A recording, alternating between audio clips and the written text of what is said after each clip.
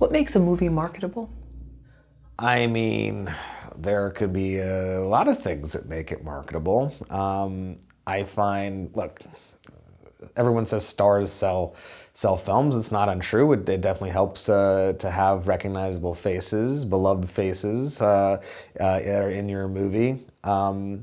Sometimes you can't afford people because you're low budget, SAG ultra low budget film. So genre. I think that's something that helps sell a film. You have, for horror movies, there are, I don't know, 220 horror conventions a year. There's not 220 romantic comedy conventions, right? So this audience is a very loyal audience, right? They're seeking this kind of material out. They definitely, love physical media. So, you can sell you can have different revenue streams based off of whatever kind of movie you've made. It's a genre movie. They're loyal. They're very loyal. And for some of them, they really don't care what the quality of the film is necessarily. Like if it's like this gross out slash or something or other, and it's like the worst movie ever, somebody loves that movie, by the way. There's some horror fan that just is beloved, that movie's beloved to them. So it doesn't have to necessarily be the highest quality necessarily. But like everything else, there's people that are discerning within the genre too. There's people who want sort of smarter films, or they enjoy the A24 type of movies, which are very, in their own rights, their own kind of brand, but very interesting and thoughtful a lot of times, A lot of different things can go into it. Like you could have a movie with no stars, but it's just the most spectacular ballet of violence and, action and everything else that people... You don't need to have any stars in The Raid, The Raid Part 2 was even better than The Raid Part 1, and you don't know any of those people. At least you didn't at the time, right? And they became action stars of sorts. But, it can be just the way that it's presented. It can be so stylistic that it's just so interesting. There's a Russian film called Why Don't You Just Die, which is one of the best films. This guy is the heir to Tarantino. We met him at film festivals. He's a physicist. He started as a physicist, but he's made this amazing ballet of violence and just amazing the camera work. Everything else is just amazing. And that Russian film that's just a tour de force of violence can be marketable just because it's so stylistic and interesting looking, right? Just cut a nice trailer for that. That's very marketable. It can come from different places, right? People want to see new stuff that they haven't seen before. Terrifier 2, going back to that, it's so ultra violent that people are losing their minds over it because they haven't seen something this violent in a long time. It is just beyond. Sorry, I'm making a commercial for Terrifier 2, but I'm saying it's different. It's so different. It's so interesting that's its own marketing campaign. You haven't seen this before. You haven't seen this in a long time. What makes 1BR marketable? I think there's a lot of accessibility to it. I think that who hasn't moved to a new city and felt very lonely? Even though Los Angeles is a sprawling, metropolitan city, it's very easy to feel very lonely here. I mean, you go to work, you get in your car, you're by yourself in your car, driving home, you get home, you're just kind of by yourself. It's not like it's New York where you're on the subway and you just happen to meet people, When you go out, you have to drive to go out places. You have to drive to go to the bar. You have to drive to go to the movies, whatever. It's a lonely city it can be. And I think that's a sort of universal thing that people have experienced, loneliness in a city and the wanting to belong to some extent. The other thing that was interestingly marketable about 1BR is when it came out. We came out during COVID. It was very meta in the way that, we're sitting here during COVID. Can I trust that neighbor? Can I trust that neighbor? You don't trust your neighbors. And this movie's coming out, it's a movie about not trusting your neighbors to some extent. So there was sort of an interesting angle to that just happened to be because of COVID. But in terms of the marketing of it, look, we worked very hard on the trailer. We worked very hard on the poster. We really put them through the ringer. We kept on sending it back. It gives away the whole movie. Do this, cut this, do this. Let's change the voice at the end of the trailer. And we did to throw people off even more, right? we had elements, we have a pretty girl who's in peril and she's like going through this terrible experience.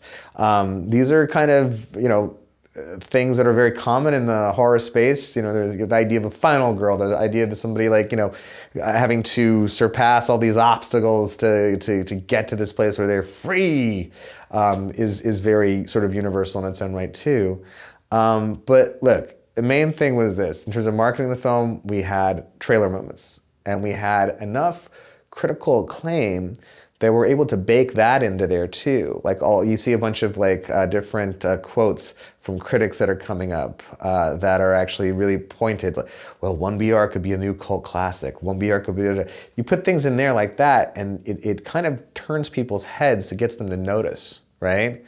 And also we don't give away too much in the trailer, which I think is important too. People watch me like, oh, you didn't give anything away. So that's, I hope that answers the question. In terms of what's marketable at the film, got a good trailer. We had a fairly striking poster. In fact, the trailer got nominated for a Golden Trailer Award. It was one of the only independent films in that category, and we lost to The Joker. So I feel like, not only saying that we did a good job with the trailer, like someone else, of major, importance thought so too. Who came up with the poster for 1BR?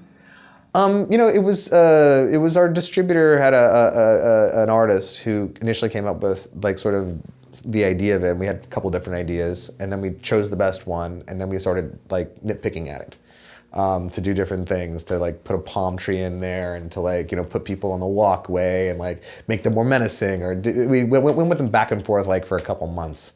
We went back and forth with them. So yeah, it was. I mean, it's their artist idea, but then we helped mold it. While you were making 1BR, how much are you thinking about the marketing?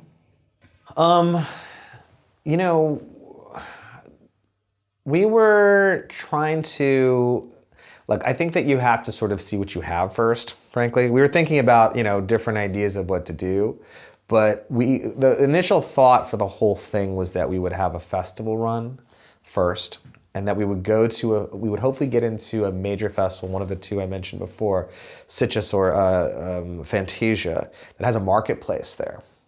And the idea was to go there and have people watch 2 screenings of it. And we knew there was a lot of distributors that would be there, and we were hoping a bidding war got started, and indeed it did get started there. So that was the plan, to first do a festival run, get the awareness, and hopefully get a distributor. And then we knew we'd have to work with the distributor. They want to feel like, they know more, they would tell you. And maybe they do for certain aspects. For example, we never cut a trailer before we went to a festival, because it's time and expense for you. You probably can't do it better than the guys that are paid to do it, I can tell you that. And once it gets into the Google sphere or whatever, it's hard to pull that back, right? And that's the first thing people are going to see from your movie. So if you're going to do something for a festival for awareness, maybe take a scene from the movie and put that out there. That's probably good enough. Because invariably what will happen is the distributor is going to want to come up with their own trailer, in fact. Because you could maybe put something great together and be like, oh, thanks for the time and expense. We're not going to use that. We're going to come up with something else, right? So that's sort of what the plan was for us. We didn't have a trailer. We got to the festival.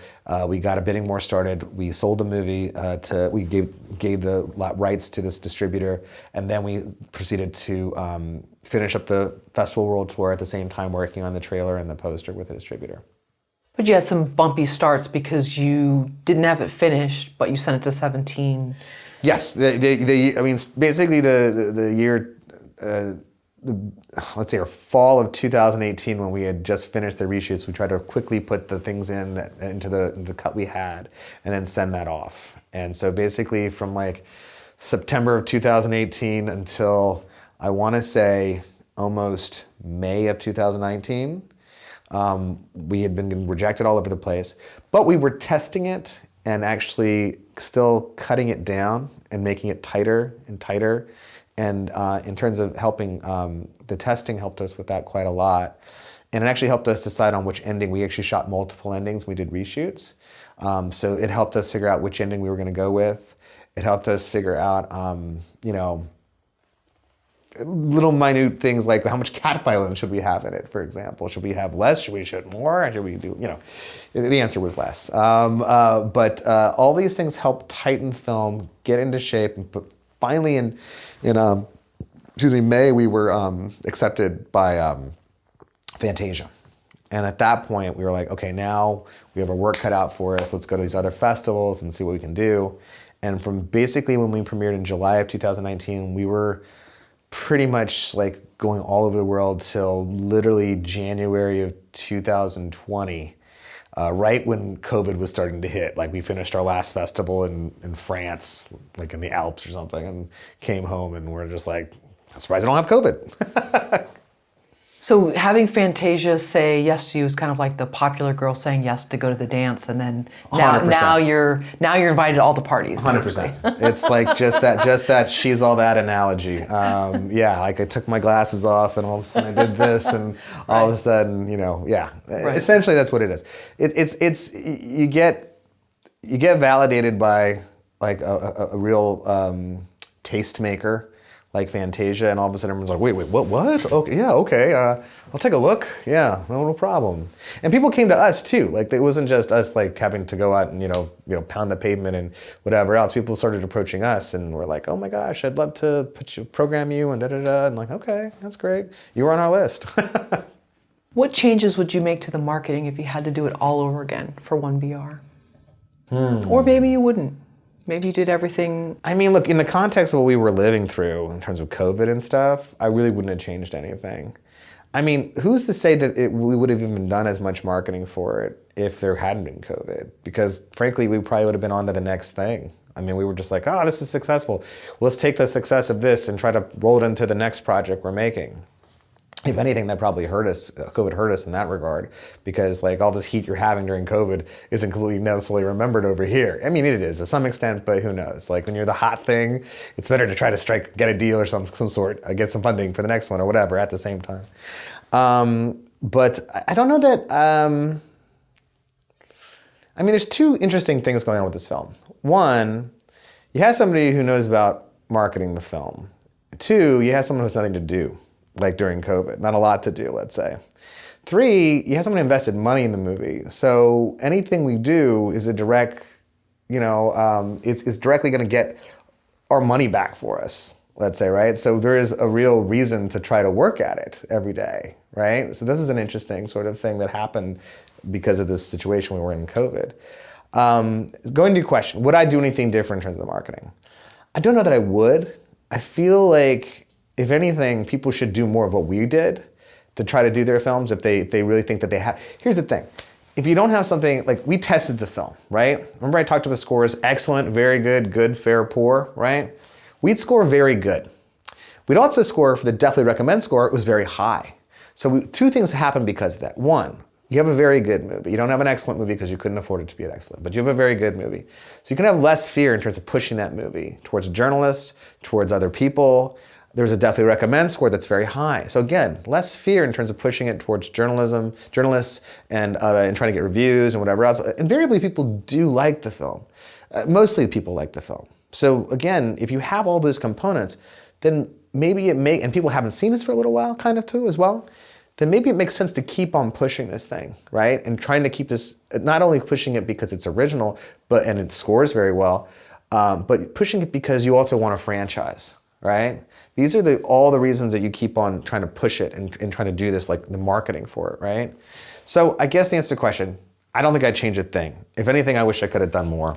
If anything, I wish I could have, had a publicist in most of the major countries we opened up in. But what happens invariably is that your distributor sells to a sub-distributor, and it's up to them to do whatever they're going to do, right?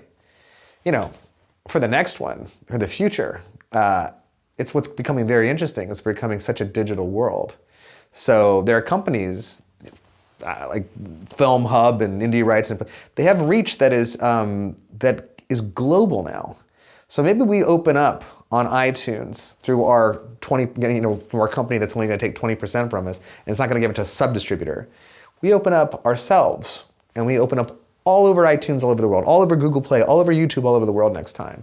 And we don't have to take this person that's going to like take their, 20% of a 20% of whatever. And we hire publicists for the major markets ourselves. And we do it, we raise awareness that way. That would have been, if I had the money and I had like the wherewithal, that's what I would have done. And I can tell you this, probably we're going to do next time. And sometimes a personal email from a filmmaker can work just as well. I don't know, maybe there is a perception, there's a stigma if you don't have a publicist, but sometimes some of that just goes into this noise category. Sometimes, but I tell you this though, I mean, look, it's about hiring the right publicist, because there are certain publicists that are very lazy. They're like, oh, I tried, your movie doesn't star anybody, I can't do anything. Well, why don't you pick up the phone and do your job? That's my question, you know what I mean? Like, I know you can call, look, if you know you have a good movie, call them, look, I know you watch a lot of shitty movies. I know you've sent you shitty movies. This is a good movie. Okay, please just watch this. Please just watch this. I promise you it's good. That's what you can do, right? That's essentially what we did. Like when we went and got reviews and stuff like that. But any publicist worth their salt can do that too, right? And it's about finding the right one who gets your movie, who believes in it, who's not gonna just like, I don't know what to do with it. No, go figure something else. Go do your job, right? That's that. You need to find the right partner. And that's about doing research. Like, I mean, look, you do research. If I got to find the best horror publicist in Germany, I don't know who that person is, but I'm going to find out, So you do that. That's what I wish if we could have done that, I would have done that. But I will do that for the next one, because I'm going to, hopefully the money stays with us more than going to other people next time, because of this digital marketplace we live in now. And where did you exactly get these test numbers from? Aside from going to festivals and seeing what... We tested the movie ourselves. What we did, it wasn't as formal as what we would do at the Nielsen NRG and different companies I've worked for, OTX Research. We took 20 people at a time, had them watch the movie, and then did a focus group on them. And we gave them cards.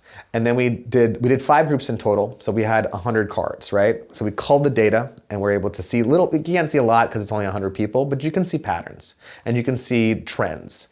So we were able to take that information and have the confidence that we did have to do everything we did. Where did you find these 20 people? Friends of friends. Friends of friends. I mean, some of them, maybe a couple of friends and family, but really try to get friends and friends. And whoever you think the audience is going to play, whoever the age group you're thinking in your mind, that's what you try to get. Try to get a spread. Someone knows somebody who can get you a 50-year-old, or whatever I do. Somebody knows somebody who can get you a teenager. You have to it's as much as doing a job to organize that screening as it is anything else. And people get paid a lot of money to do that professionally. So that's the whole thing. If you do it yourself, you're doing the poor man's version of it.